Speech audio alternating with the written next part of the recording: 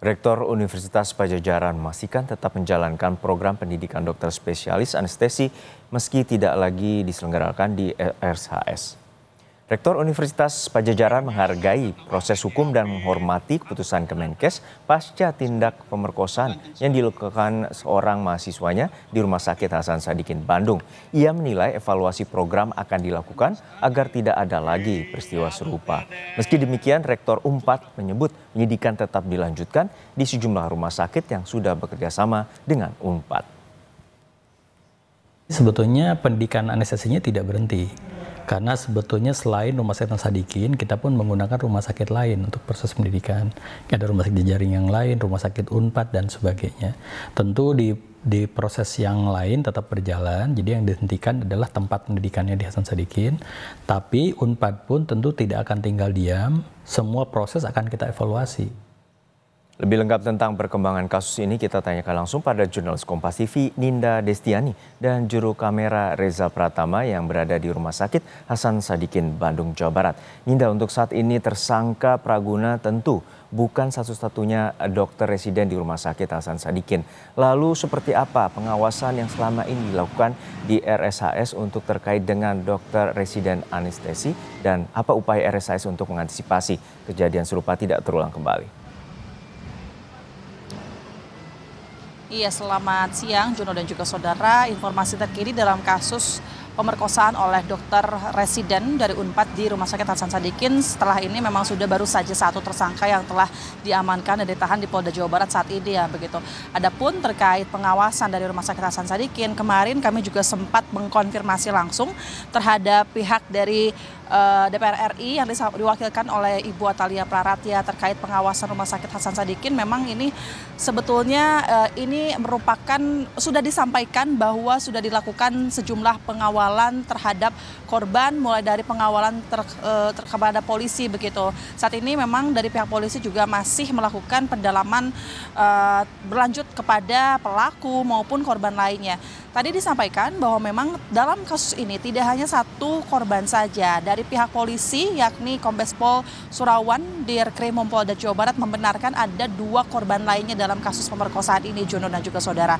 Dan memang kalau pagi hari ini, tadi sekitar pukul 8 pagi ini saya juga sempat menghubungi Kombes Pol Surawan bahwa apakah kemudian sudah ada korban lain yang menghubungi.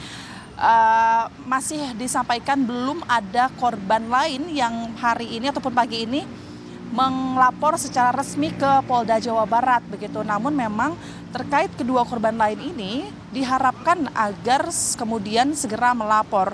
Hal ini juga didukung oleh Atalia Praratya selaku anggota Komisi 8. Kemudian juga dari pihak Gubernur Jawa Barat menyampaikan agar mendorong kedua korban ini melapor secepatnya kepada pihak polisi karena demi keadilan semua korban begitu. Dan dilihat kalau menurut Atalia bahwa kasus ini juga menjadi fenomena gunung es, di mana bukan hanya kasus di Rumah Sakit Hasan Sadikin saja yang terdapat pelecehan seksual, namun di beberapa instansi yang saat ini sedang terjadi. Dan selain itu disebutkan 60% korban pelecehan seksual ini tidak berani untuk speak up atau melapor begitu. Sehingga saat ini dari pihak Polda Jawa Barat kemudian dari Rumah Sakit Hasan Sadikin ini membuka posko pengaduan berupa hotline agar kemudian kedua korban ini dapat melapor secara resmi lebih cepat lebih baik begitu. Namun memang kalau kata Kombes Pol Surawan pagi hari tadi masih belum melapor.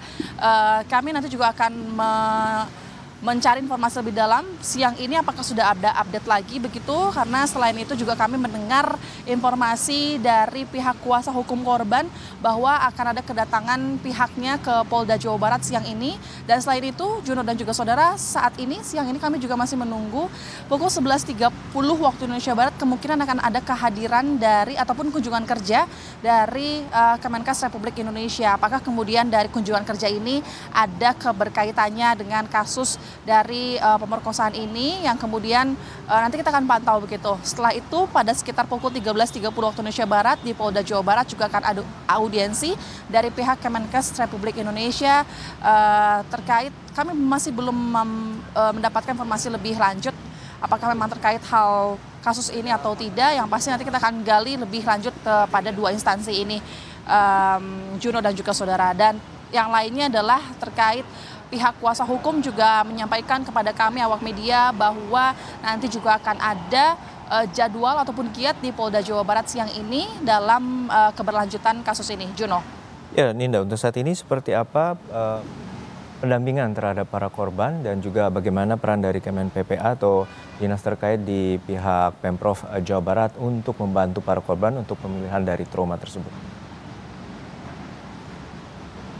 Iya, sejak kemudian kasus ini dilaporkan, terutama bagi korban pertama yang sudah melapor secara resmi, memang sudah diberikan pendampingan ataupun pengawasan. Pertama dari pihak Rumah Sakit Hasan Sadikin selaku pemilik tempat kejadian, kemudian juga dari pihak Universitas Padjadjaran, selain kemudian memberikan sanksi kepada pelaku kemarin yang telah memecat sebagai dokter residen, lalu juga memberhentikan di program anestesi tersebut begitu.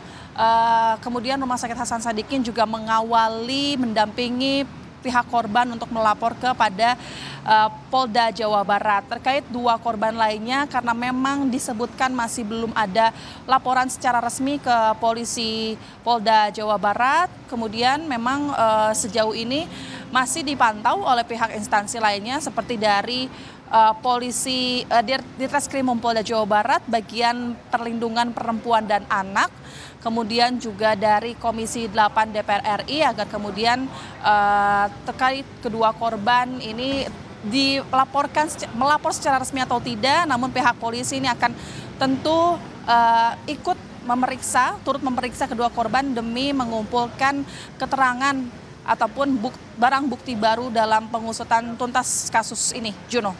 Baik, terima kasih atas laporan lengkap Anda, jurnalis Kompas TV, Ninda Destiani dari Rumah Sakit Hasan Sadikin, Bandung, Jawa Barat.